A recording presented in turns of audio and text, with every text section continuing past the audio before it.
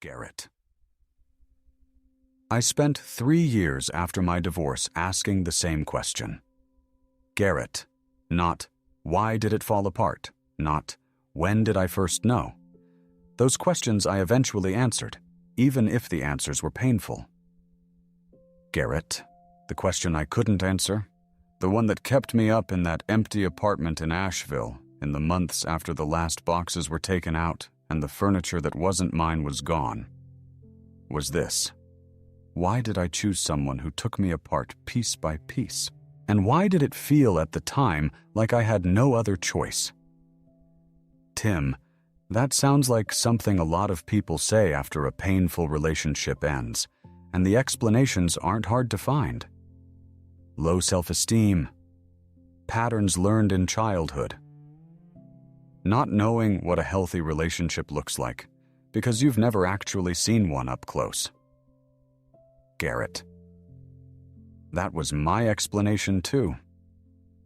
For 3 years, that's what I told myself. And it was sufficient. It was painful enough to feel true. Darian. And then you found something Jung wrote that you genuinely didn't want to know. Garrett. I had to read it twice, and then I sat with it for 3 days before I could say it out loud, because it didn't make the relationship less painful. It made it something different entirely, something that didn't happen by accident, something the psyche itself was working toward. Not the universe, not fate, but something far more precise and far harder to hear. Darian. And if that's accurate, and the evidence Jung spent decades assembling is very difficult to dismiss, then the encounter between the empath and the narcissist wasn't a mistake. It was the most deliberate event the unconscious could have arranged. Tim, I'm skeptical, but I want to hear where this goes. Garrett, before we go any further, one quick thing. If this kind of conversation is something you want more of, the subscribe button is there. YouTube needs to know you're interested in this depth of material, and we have a lot more ground to cover. Now, let me tell you what Jung actually found. Garrett. To understand the explanation, I need to give some background on one specific concept first. Without it, what I'm about to describe sounds like pop psychology dressed up in clinical language. Garrett Jung called it the shadow. Tim, the shadow side. The parts of yourself you don't want to acknowledge, the dark material. Garrett, that's most of it. But here's the piece people almost always miss. The shadow isn't only darkness. It's everything the ego refused to integrate. Everything that got split off in the process of becoming who we believe ourselves to be. The qualities that were inconvenient, the parts of the self that didn't fit the identity being constructed. Darian. And for an empath specifically, what gets split off? Tim, I'd say the parts that are cold. Self-serving? The parts that don't care what other people feel. Darian. Exactly those. Self-assertion. The capacity to prioritize yourself without apology. Emotional limits that hold under pressure and don't collapse when someone else is disappointed. The willingness to say no and let another adult absorb the full weight of that no. Garrett. I was genuinely incapable of all of those things for most of my adult life. 12 years as a grief counselor, I absorbed everyone's pain as though it were my own responsibility to carry. Absorbing pain was, in my mind, the definition of care. Anything that resembled self-protection felt like abandonment. So I had built a very comprehensive wall around that entire territory. The shadow held everything I refused to acknowledge about my own needs, my own right to occupy space, my own permission to exist without first making myself useful to whoever was in the room. Garrett. I remember a woman I worked with in my 3rd year of hospice care.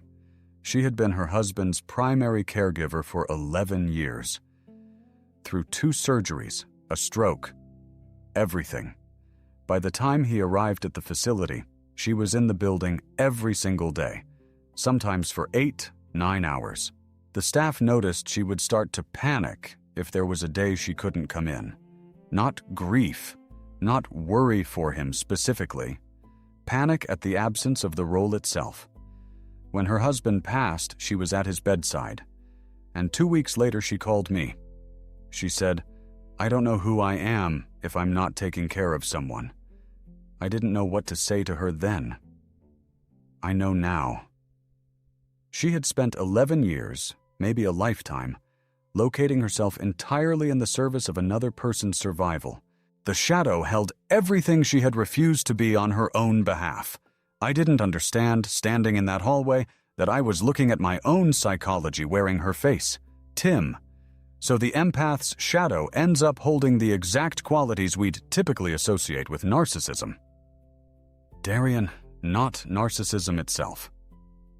The underdeveloped opposite, where the narcissist pushed the axis one direction, self-priority at the expense of genuine care for others.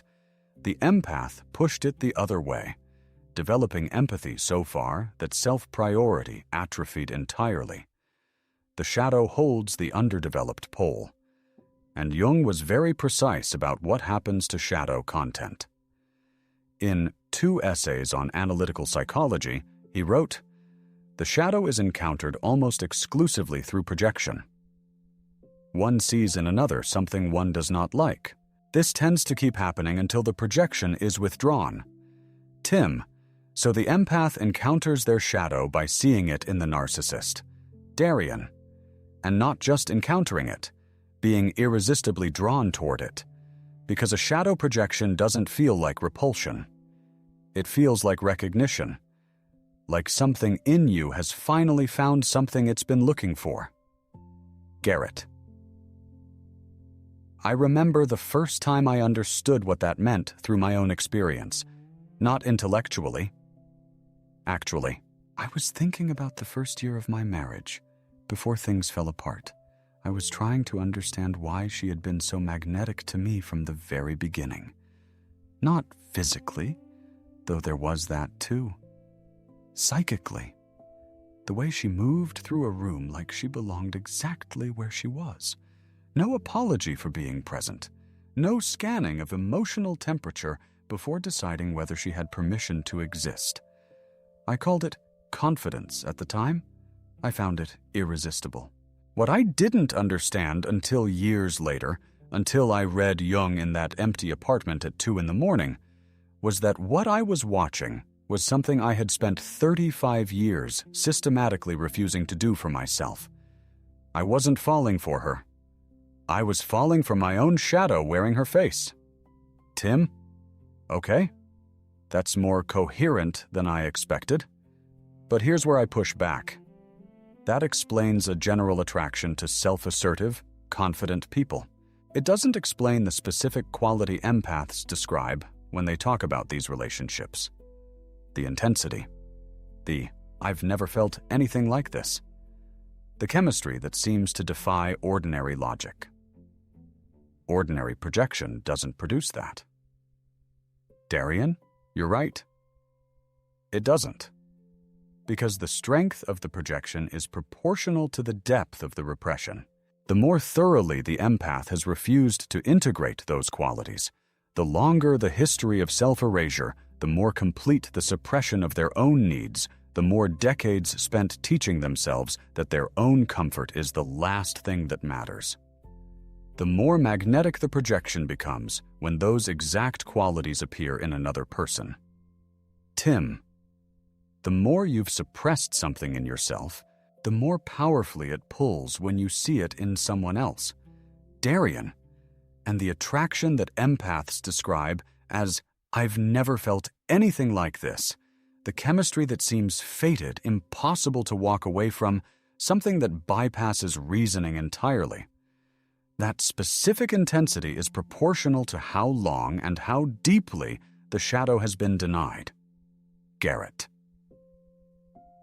That's a difficult thing to accept the first time you encounter it, because it means the relationships that felt most fated were actually the most psychically urgent, which is not the same thing as healthy, which is not the same thing as good for you. Tim, I'll concede the shadow concept, but I need more than one essay from Jung to close this argument. What's the next layer? Darien. The next layer comes from a book called Aion, published in 1951, and it gets considerably more specific. Darien?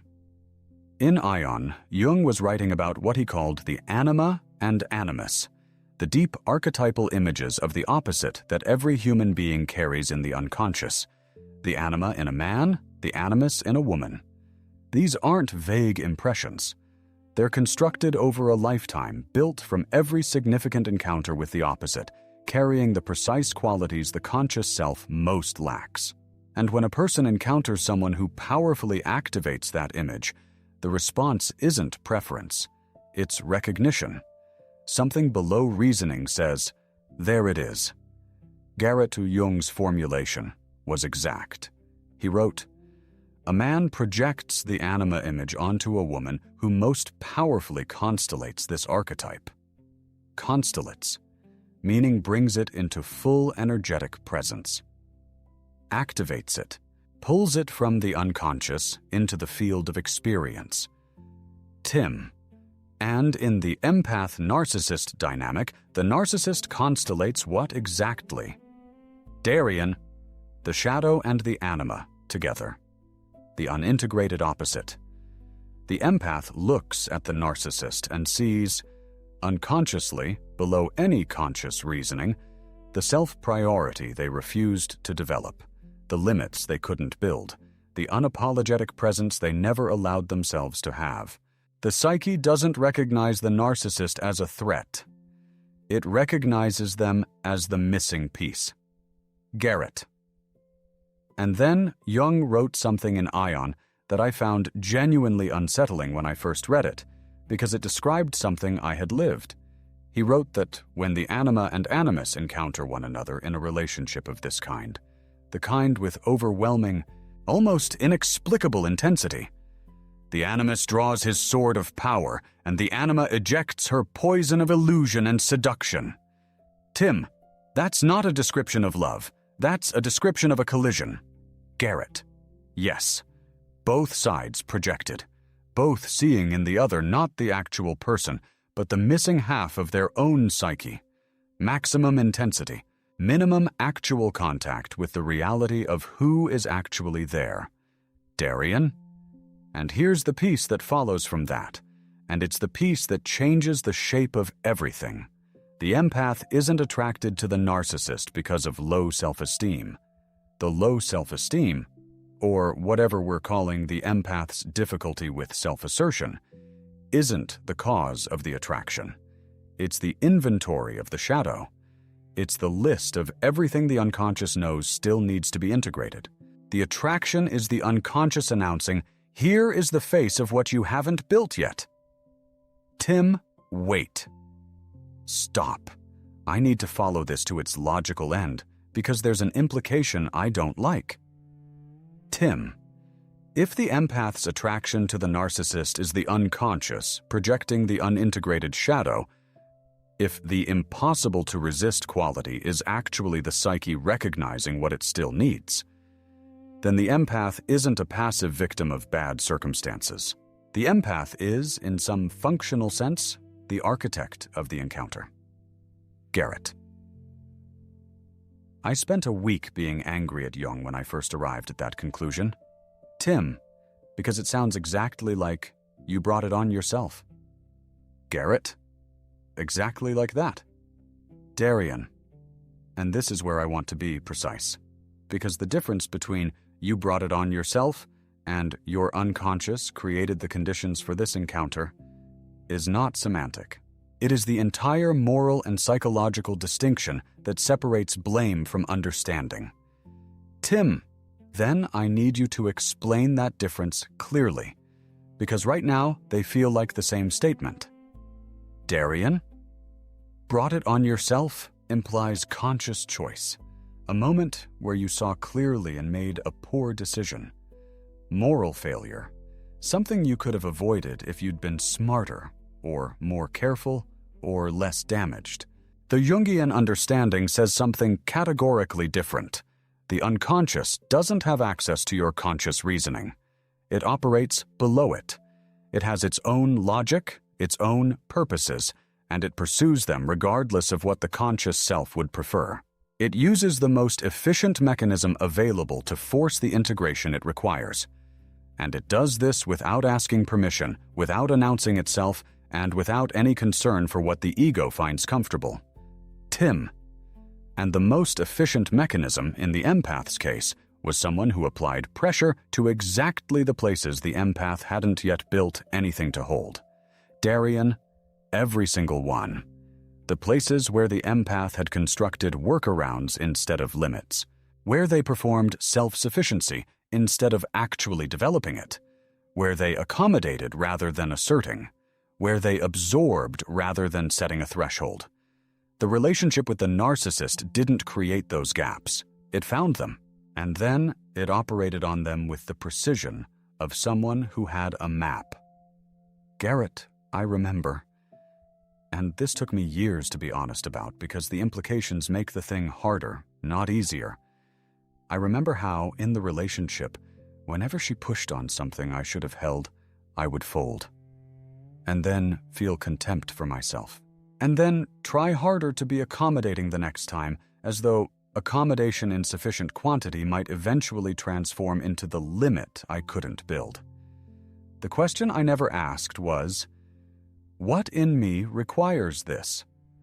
What in me cannot hold a boundary without experiencing it as an act of violence against someone I care about? That question, that specific question in exactly that form, was what the relationship existed to force me to ask. And I didn't ask it until 2 years after it ended. Tim, okay. The idea that the unconscious orchestrates circumstances sounds like it could easily become a mystical claim dressed in clinical language. That's my persistent concern. Darien. And here's where I want to pause. Because what I'm about to describe isn't mystical, and it isn't metaphor. It's a mechanism Jung documented clinically in The Practice of Psychotherapy, published in 1954. And it answers something you raised earlier. What happens when the narcissist fails to complete what the psyche was reaching for through the encounter? Tim. Yes. That question has been sitting there. Darien. Hold it one more moment. The answer requires understanding the mechanism first, because the mechanism is what makes the answer make sense, and the mechanism is called forced individuation. Darien Jung wrote that the individuation process, the lifelong movement toward becoming a whole, integrated self, does not begin in comfortable circumstances. It begins when the ego has run out of exits. Garrett. That tracks with everything I experienced, and with every account I heard from patients in hospice care who were doing the kind of life review that people do when time is running short. Individuation doesn't get invited in. It forces the door when every other option has been exhausted. The people I watched who had done the most genuine internal work were, almost without exception, people who had been through something that removed every comfortable alternative. Darien Jung's precise formulation was this: the meeting of two personalities is like the contact of two chemical substances. If there is any reaction, both are transformed. He wasn't describing transformation through harmony. He was describing transformation through incompatibility, through the friction of two psyches encountering their opposite at full force. Tim in chemistry, a catalyst lowers the activation energy for a reaction that was already primed to happen. Darien, exactly. The individuation the empath needed didn't begin with the narcissist. It was already primed. The unconscious held the blueprint. But the ego, the conscious, managed self, had accumulated a dozen comfortable ways to delay the process indefinitely. The relationship removed those comforts, systematically, one layer at a time. It stripped away the performing self, the identity built on being indispensable. The story that accommodation and love are the same thing. The belief that absorbing other people's pain is a form of care rather than a form of self-erasure. Garrett. And here is the piece that took me the longest to be able to say. The narcissist didn't fail me by being who they were. The relationship failed when I spent 3 years trying to turn her into someone who could complete what my psyche was reaching for through the projection. That was never what she was there to do. Tim, she was there to make the projection impossible to maintain. Darian. That's right. James Hillman, who studied directly under Jung in Zurich and spent his career extending Jung's work into what he called archetypal psychology, wrote about what he named the terror of the autonomous object. When the shadow projected onto another person encounters someone who genuinely cannot be controlled, cannot be transformed, cannot be shaped into what the projection requires them to become, something breaks open. The projection collides with the reality of a person who will not complete its logic, and the psyche has no choice but to begin withdrawal. Garrett. And what does withdrawal feel like from inside the relationship? Darian, like the empath, trying harder. Giving more. Loving more consistently. Believing that if they found the right amount of patience, the right understanding, the right quality of presence, the other person would finally be able to meet them. The fixer impulse isn't a failure of judgment. It's the projection attempting to resolve itself through the wrong mechanism, Tim. The empath isn't trying to fix the narcissist. The empath's unconscious is trying to force the projection to complete itself in the external world, because it hasn't yet understood that the completion has to happen internally. Darian. That's the most precise formulation I've heard. Garrett. It took me years to understand that the impulse to stay, to work harder, to believe love was sufficient, to not give up on the possibility that something real could be built there. I understood all of that as love, as commitment, as choosing not to abandon someone who needed me. Jung would say it was the unconscious, speaking in the language of love, pursuing something else entirely. The withdrawal of a projection it desperately needed withdrawn. Tim, because the projection can only be withdrawn when the empath develops internally what they were projecting externally. Garrett, yes. Darian, and the narcissist, by being precisely who they are, by being genuinely incapable of the reciprocity the empath needed, by being unable to become what the projection cast them as, performed the only function the unconscious actually needed them for. They made the projection unsustainable. They held up the mirror long enough that the empath had to eventually look at what was in it. Tim, I need to say something out loud. Tim, I came into this conversation with an explanation that I've used for years in dozens of conversations because it seemed self-evidently true. The empath attracts the narcissist because of low self-esteem, because of patterns established in childhood, because they don't recognize what healthy looks like. And I believed it because it was painful enough to feel accurate. It accounted for the damage. Garrett? It's what I believed too. Tim. But here's what I'm realizing. That explanation was describing the symptoms, the low self-esteem, the difficulty asserting limits, the compulsive need to fix and accommodate. Those aren't the cause of the attraction. They're the inventory. They're the list of what the unconscious knows still needs integration. They're the unfinished work that the shadow holds. And the narcissist wasn't the reason for the pattern. The narcissist was the psyche's way of forcing the pattern into a situation where it couldn't continue functioning invisibly. Darian. There's a study published in the Journal of Analytical Psychology in 2022 examining the relationship between narcissistic attraction and shadow non-integration specifically. The researchers found a measurable correlation between attraction to individuals with narcissistic traits and the degree to which the attracted individual had not yet integrated their own shadow content. Not anecdote, documented, traceable, and, importantly, reversible. Tim, Reversible how? Aion. As the shadow is integrated, as the empath actually develops self-assertion, functional limits, the capacity to prioritize their own needs without the relationship collapsing, the projection diminishes. The unconscious no longer needs to locate those qualities in another person because they're being built internally. The attraction pattern changes, not because the empath learned to avoid a certain type of person, because the psychic need that drove the attraction was addressed at its source. Garrett.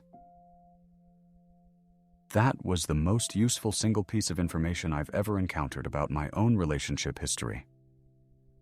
Not that I was broken, not that I needed to avoid certain kinds of people, that I was attracted with complete psychic accuracy to the unintegrated contents of my own shadow.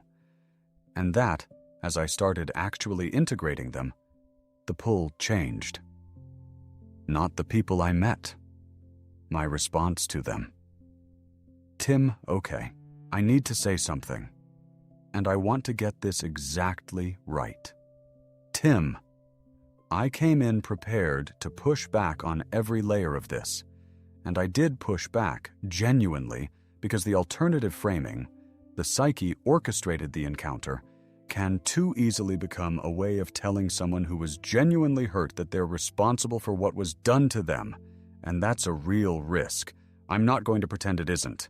Tim, but that's not what this is. That's not what Jung was saying. What this is, the actual claim, is this. The universe didn't send the narcissist. The unconscious did.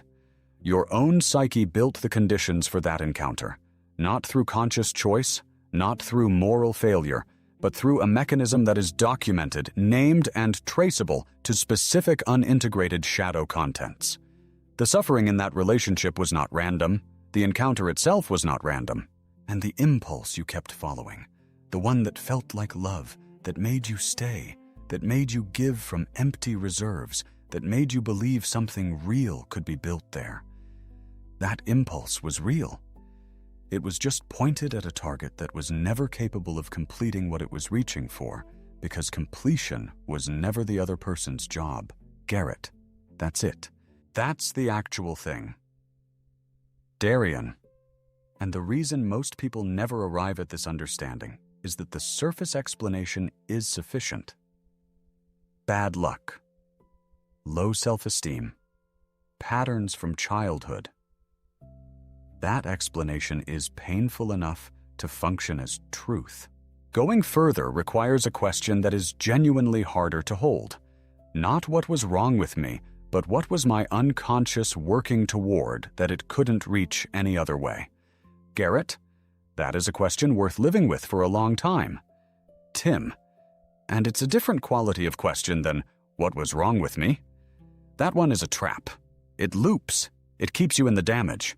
The question of what the unconscious was working toward is harder to hold, but it opens something instead of closing it. Garrett, I want to stop here for a moment, because if you've made it to this point in the conversation, you know this isn't content that wraps things in simple answers. What we've described, shadow projection, forced individuation, the psychic precision of who the unconscious selects, this doesn't live in a self-help framework. It lives in the kind of careful, uncomfortable psychology that Jung spent a lifetime building. If this kind of depth is what you come to this channel for, there's a super thanks button below this video. It's a direct way to support the work and signal to the algorithm that this kind of material deserves to be surfaced. Anything you're able to contribute matters. Now let me close this out. Garrett, I want to be clear about something before we end. Garrett. Not everything about that relationship was meaningful in the way I've been describing. Some of it was just damage. Some of what happened was particular to her history, her limitations, her psychology, and had nothing to do with my shadow or my unconscious or what the psyche was working toward. The Jungian framework doesn't require you to find transformative purpose in every wound. It doesn't claim the other person was sent to teach you. It says your own unconscious used the most available mechanism to force a confrontation the ego was systematically avoiding. The mechanism is real. The pain is also real. Both are true simultaneously, and they don't need to cancel each other out. Darien, and the confrontation had a name. Individuation, the process by which the personality becomes whole. Not by acquiring qualities from another person, but by integrating what was always already present in the shadow, waiting to be claimed. The self-assertion the empath projected onto the narcissist was never something the narcissist could give. It was always the empath's own, split off and held at a distance, waiting for the conditions in which it couldn't remain hidden. Tim, I keep returning to one thing. The channel is called The Empath's Mirror. And I don't think I understood what that meant until now. Garrett. Honestly, I'm not sure I fully understood it when I named it. Tim. The narcissist was literally the mirror, not because of cosmic design, not because some force arranged the encounter, but because of psychological precision. The empath's own psyche directed the projection at the person who most powerfully activated the unintegrated shadow. And the mirror showed back exactly what the empath had been refusing to look at in themselves. Not the narcissist's face, the empath's own shadow wearing the narcissist's face. Darien. And the hardest mirrors are the ones that refuse to become what you need them to be. The narcissist's incapacity for genuine reciprocity, the thing that makes the relationship eventually impossible. That incapacity was, in the end, the most structurally useful feature of the encounter. It made the projection unsustainable. It forced the withdrawal. It forced the confrontation to turn inward, which is the only direction it was ever capable of being resolved. Garrett, I still grieve the marriage. I want to be honest about that. Not the version I invented inside the projection. I've let that go. Slowly, over years. But the actual years. The actual time. The future I was building in my head, with someone I thought I was genuinely building it with. That loss is real, and it doesn't require a psychological framework to justify it. Garrett. And I'm also grateful, genuinely, without needing to perform the gratitude, for something I couldn't name until long after. That relationship ended a version of me that couldn't hold a limit without experiencing it as cruelty. That couldn't occupy space without qualifying his right to be there. That couldn't watch someone else struggle without absorbing the struggle as his own. That version didn't survive the marriage. And when I look clearly at who he was and what he was doing to himself, I'm not sure he should have. Tim, the empath who comes out the other side of an encounter like this, if they actually do the work the confrontation was pointing toward, if they withdraw the projection and start building internally what they were looking for externally, that person comes out with something the relationship could never have given them. They come out with something they constructed, limits that hold because they built them, self-priority that doesn't require justification because it grew from genuine integration, not borrowed from someone else's psychology, their own. Jung wrote that individuation generally begins with a wounding of the personality and the suffering that accompanies it. The suffering isn't the goal. The suffering is what cracks the structure that was preventing the integration from happening. Garrett. I used to read that as a warning about cost. I read it now as a description, clinical, careful, unexpectedly tender, of exactly what happened, and as a kind of permission I didn't know I needed. Permission to stop treating the suffering as the story. The suffering was the activation energy. What's been built since is the reaction. Darien? The meeting of two personalities, like chemical substances. If there is any reaction, both are transformed. Garrett, both. Jung said both. Darien. The transformation isn't confined to the empath. The encounter asked something of the narcissist as well. Whether they had the capacity to meet that ask is a separate question entirely. But the encounter itself was a catalytic event moving in two directions. That's worth remembering. Garrett. It is. Garrett. 1. Last thing before you go. I want to know where you are in this. Write in the comments. Did you come into this video with the low self-esteem explanation? And does the shadow mechanism change anything about how you understand that relationship now? I read everything. If there's something here you want to push back on, bring it. The conversation continues here. Garrett, take care of yourself.